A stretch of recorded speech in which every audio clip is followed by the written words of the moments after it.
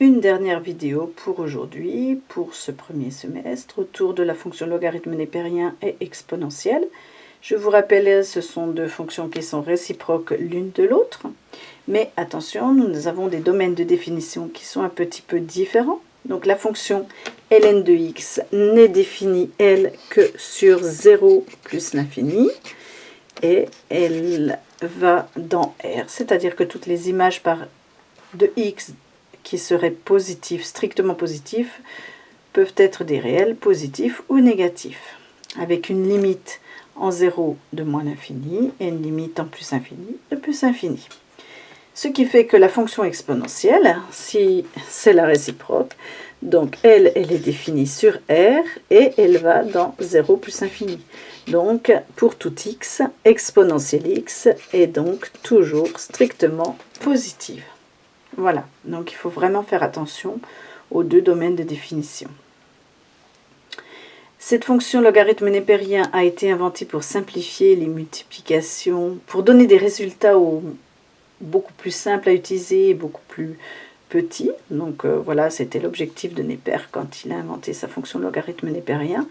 Et donc pour ça, il a utilisé la règle suivante, logarithme d'une multiplication d'un produit. Eh bien, il l'a transformé en logarithme de a plus logarithme de b. À partir de là, on peut résoudre plein d'équations.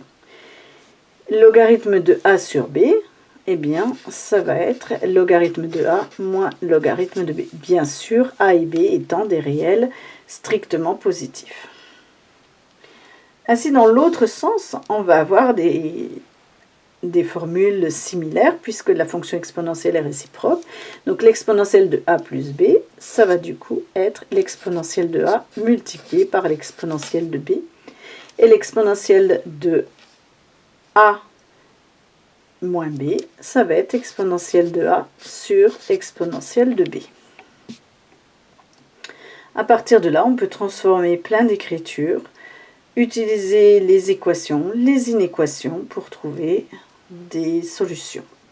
Alors, je rajouterai que, du coup, avec cette formule ln de a multiplié par b égale ln de a plus ln de b, on peut déduire la formule ln de a puissance n, puisque a puissance n, c'est pareil que a multiplié par a, etc., autant de fois qu'il faut pour avoir na. Donc, si j'utilise la formule ici, eh bien, je vais pouvoir décomposer ça en ln de a plus ln de a plus, etc. Et il y en aura combien de fois? Eh bien, il y en aura n. Donc, n ln de a. Ce qui veut dire qu'à tout instant, ln de a puissance n peut être transformé en n ln de a. Bien sûr, encore une fois, avec un a à la base qui sera strictement positif. De même ici, d'accord, pour les deux premiers, je vais le rajouter quand même ici, avec a et b appartenant à 0 plus infini. Il faut toujours quand même prendre précaution.